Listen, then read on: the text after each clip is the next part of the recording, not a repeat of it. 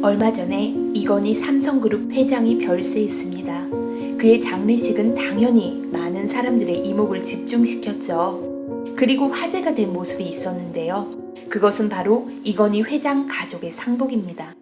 여자들은 전통적인 검은 한복이 아닌 흰 한복을 입었고, 이재용 부회장은 양복을 입었지만 상주를 나타내는 완장이나 상장은 차지 않았습니다. 세계 정상에 선 사람들은 말로만 이야기하지 않는다고 하죠. 삼성가에서는 이건희 회장 연결식 옷차림으로 무언가 나타내고자 하는 바가 있었을까요?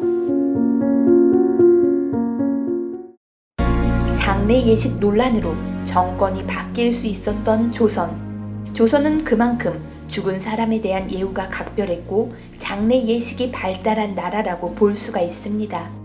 하지만 허례허식으로 과한 면도 많았는데요. 이런 풍습이 현대 장례 문화까지 이어진 모습은 별로 없습니다. 다행이라고 이야기해야 할까요? 우리나라의 장례 문화가 현대적으로 의례화된 것은 1934년 일본의 의례준칙 발표 이후입니다. 의례준칙 발표 이후 장례 문화의 여러 가지 예식이 바뀌었습니다. 대표적인 것을 몇 가지 이야기하면요. 상복, 그러니까 삼배상복 아시죠? 조선시대에는 부모를 여윈 자식은 죄인이라는 뜻으로 죄인들이 입던 삼배상복을 입었습니다. 아직까지도 삼배상복을 입는 분들이 계시다고 하는데요. 엄청 불편하다고 합니다. 그런데 의례준칙 발표 이후 상복은 두루마기로 제한되었고요. 또한 장례를 치르는 사람을 구분할 수 있도록 상주는 상장이나 완장을 차도록 했습니다. 장례 기간도 축소하고 정숙, 엄숙하게 장례를 치르도록 하였답니다. 좀 특이한 부분은 운구의 자동차를 사용할 수 있게 한 것인데요. 원래는 상여를 메고 사람들이 단체로 이동을 했었죠. 의례준칙 발표 이후에 장례 문화가 현대적으로 바뀌었구나, 나쁘지 않네 라고 감탄하시는 분들 계시려나요? 그렇다고 평가할 수도 있겠지만 여기에는 일제의 여러 가지 계략이 숨어 있답니다. 첫 번째, 상주가 차는 완장. 이 문화는 아직까지 이어져서 요즘 장례식장을 가면 완장을 차지하는 상주는 찾아보기 어려운데요. 완장에 줄까지 넣어 상주, 사위, 손자를 구분하기도 하죠. 일제는 왜 조문객과 상주를 구분했을까요? 그것은 바로 항일운동을 방지하려고 한 것입니다. 장례식 때는 사람들이 많이 모이잖아요. 조선 사람들이 많이 모인다?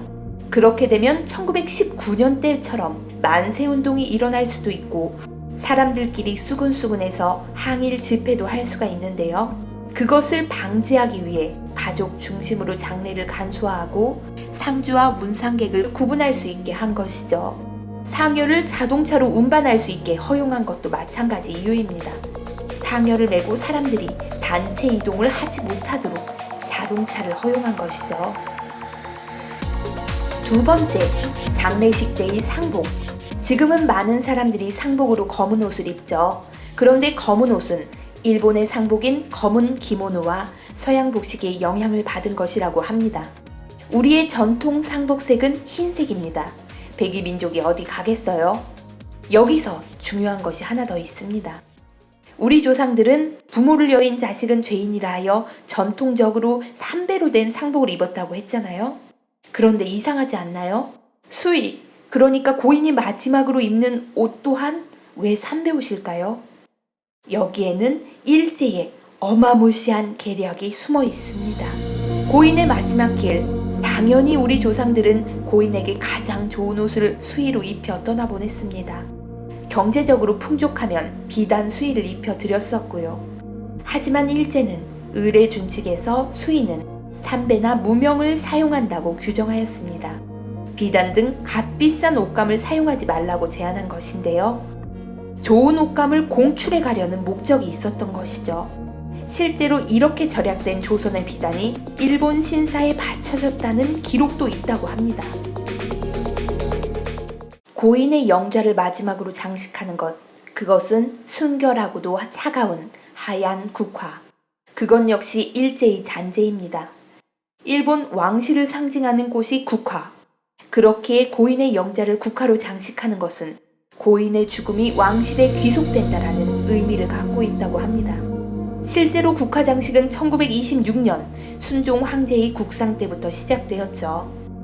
우리는 원래 영자뒤에 병풍을 치고 색지로 관을 장식했었답니다.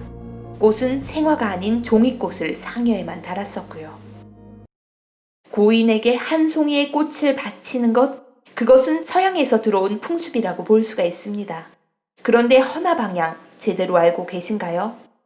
헌화를 할 때는 꽃봉오리가 고인 쪽을 향해야 합니다. 내가 꽃봉오리를 보고 있으면, 그러니까 헌화 시 꽃봉오리가 조문객 쪽을 향하면 그것은 일본식 헌화인데요. 일본에서 국화꽃이 사무라이의 칼을 의미하기 때문에 봉오리를 조문객 쪽으로 하여 헌화를 한다고 합니다. 칼을 건네줄 때 상대방을 찌르듯이 상대방 쪽으로 날을 주시는 분은 없으시죠? 물론 일본식으로 헌화하는 분은 없으시겠죠. 일제의 잔재, 그것에 대해 이야기하면 그때는 어쩔 수 없었고 이미 우리 문화로 굳어졌기 때문에 더 이상 이야기하는 것은 크게 의미가 없다 라고 말하시는 분이 종종 계십니다. 광복한 지 70년이 넘었고 문화란 시대에 따라 바뀌는 부분이 있으니까요. 확실히 조선의 장례 문화는 허례허식으로 과한 점도 많이 있었습니다. 그런데 위안부 피해자 할머니들께서 돌아가실 때에도 일본이 정한 장례 문화에 삼배 수의를 입고 마지막 길을 가셨더라고요. 꽃다운 청춘을 일본에 빼앗기고 평생을 고통 속에서 사셨던 분들이 그 마지막 길조차 뻣뻣한 삼배 수의와 일본 왕실을 상징하는 국화 장식 속에서 떠나셨다니 저는 정말 눈물을 참을 수가 없었습니다. 제가 좀 과하게 생각했던 것일까요? 역사는 현재를 비추는 거울이자 현재 속에 살아있는 과거라고 하죠. 광복한 지 70년이 넘었지만 대한민국은 어느 부분에서는 아직까지 광복을 하지 못한 것 같습니다.